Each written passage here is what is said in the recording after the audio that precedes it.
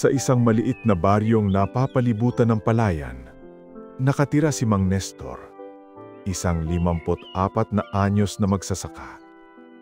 Maitim ang balat, matipuno dahil sa araw-araw na pagbubungkal ng lupa, at laging nakasombrerong banig na kupas. Sa kabila ng kanyang pagsisikap, madalas ay kulang pa rin ang ani, at minsan ay wala silang ulam sa hapunan. Isang gabi, habang nakaupo sa harap ng lamparang halos mamatay ng sindi, nagdasal siya.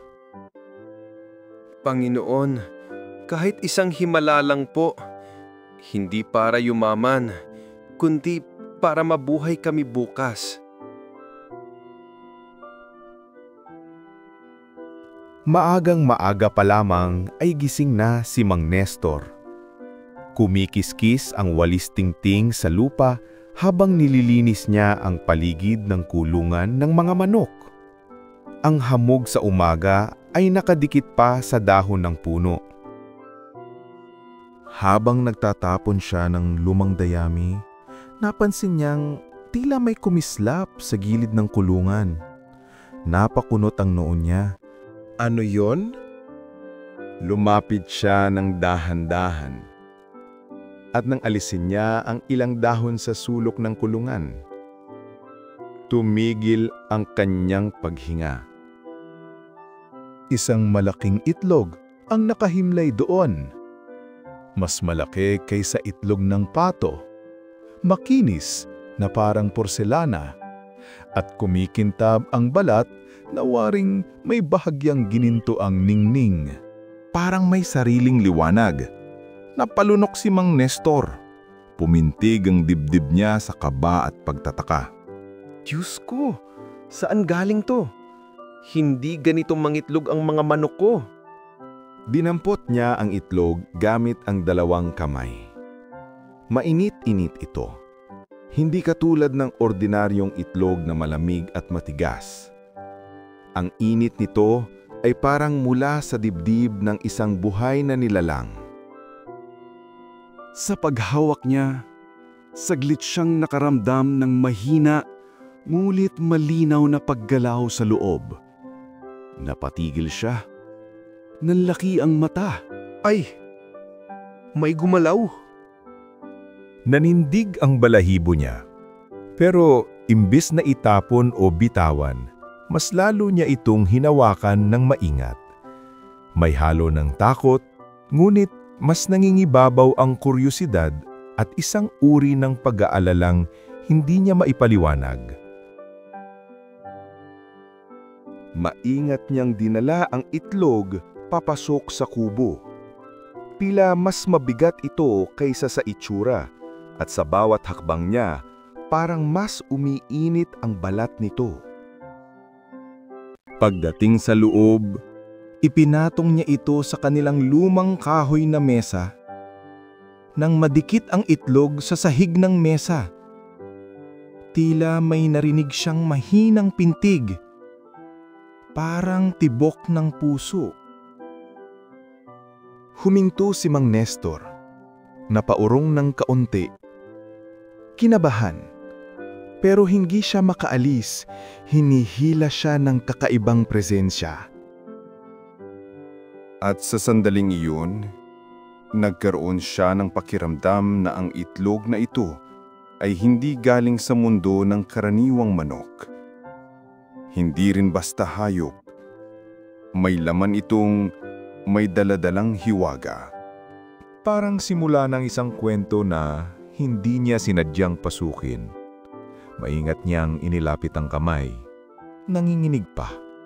Kung ano ka man, bakit napunta ka sa akin? Sa katahimikan ng kubo, marahang lumakas ang init mula sa itlog at bahagyang kumislap ang kabuuan nito. Kinabukasan, maagang nagising si Mang Nestor sa mahinang tok-tok-tok mula sa mesa. Nakita yon ng anak niyang batang babae na kakagising lang. Tay, ano yung tunog na yan? Lumabas mula sa kusina si Aling Sita. May hawak na tasang kape at napatingin din sa mesa. Paglapit nila, sabay-sabay silang napatigil. Laking gulat nila nang makita na ang misteryosong itlog ay may malalaking bitak na at maliwanag ang ginintuang liwanag na lumalabas mula sa loob. Nestor, napipisa na yung itlog. Mas lumakas ang tunog. Tok! Crack! Sa harap ng pamilya, tuluyang nabuksan ang itlog. Dahan-dahang lumabas ang isang sisiw na hindi ordinaryo. Malaki para sa isang bagong pisa. Ang balahibo ay kulay ginto, kumikislap sa liwanag ng umaga. Tay! Nay! Ginto po yung manok! Hindi makapaniwala si Mang Nestor. Napatingin siya kay Aling Sita. Pareho silang kabado, pero manghang-manghat. Hindi ito basta itlog. Iba ang ibinigay sa atin ng Diyos. Ang gintong manok ay marahang tumilaok at tumingin sa kanilang tatlo. Parang kinikilala ang bagong pamilya nito. At doon, nagsimula ang kakaibang pagbabago sa buhay ni Mang Nestor, Aling Sita at ng kanilang anak na si Jaime. Kinabukasan, habang naglilinis si Aling Sita sa bakuran, napansin niyang may bahagi ng lupa na tila bagong hukay. Pantay ang lupa kahapon. Ngayon ay parang may gumalaw dito ng gabi. Nestor, halika sandali. Parang may kakaiba rito. Lumapit si Mang Nestor at ang kanilang anak, hawak ang gintong manok na sumasama sa kanila saan man. Nang lapitan nila ang hukay, biglang tumalon pababa ang gintong manok at nagsimulang tukain ang lupa. Mabilis, paulit-ulit, na parang may ipinapakita. Parang may gusto siyang ipahukay. Sinimulan niyang hukayin gamit ang kamay. Mabagal sa una, pero maya-maya'y may tumama ang daliri niya sa matigas. Tok! Nang hawiin niya ang lupa, napabuntong hininga silang tatlo. Isang gahol na gawa sa lumang bakal, mulit ang mga gilid nito ay may kumikislap na ukit na tila tumatama sa sinag ng araw. Tay! Parang ginto! Binuksan ni Mang Nestor ang kahon, nanginginig ang kamay. At doon, nasilaw sila sa tanaw. Malalaking piraso ng purong ginto. 3 gintong itlog, mas kumikintab kaysa sa itlog na pinanggalingan ng gintong manok. At mga piraso ng diamante na nagliliwanag na parang mga bituin. Napatakip sa bibig si Aling Sita. Umupo si Mang Nestor sa lupa. Halos walang masabi. Sita, anak, hindi ko alam kung bakit, pero binigyan tayo ng Diyos ng biyayang ganito. Hinaplos ng anak ang gintong manok. Tay! Nay! Siya po ang nagpakita ng kayamanan. Sa araw na yun, nagbago ang takbo ng kanilang buhay. Hindi sila nagpakasarap o naging sakim. Sa halip, pinagawa nila ang kanilang bahay pero simple lang, mas matibay at komportable. Tumulong sila sa mga kapitbahay na walang makain. Nagbibigay sila ng bigas, gulay at kaunting pera sa mga batang nangangailangan. At gabi-gabi, nagdarasal sila bilang pasasalamat.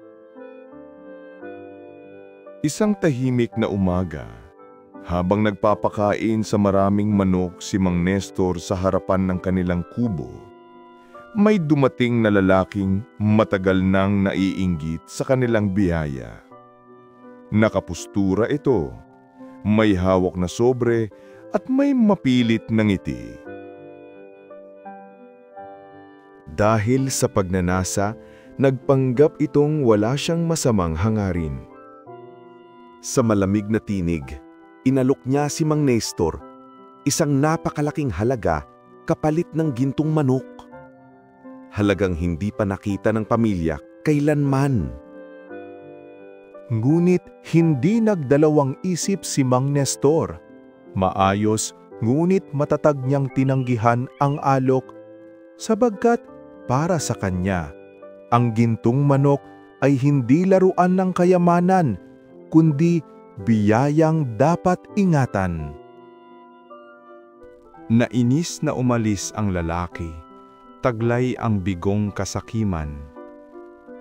At si Mang Nestor, kasama ang kanyang pamilya, ay nanatiling payapa sa umagang iyon, mas piniling ang kabutihan kaysa sa kayamanan.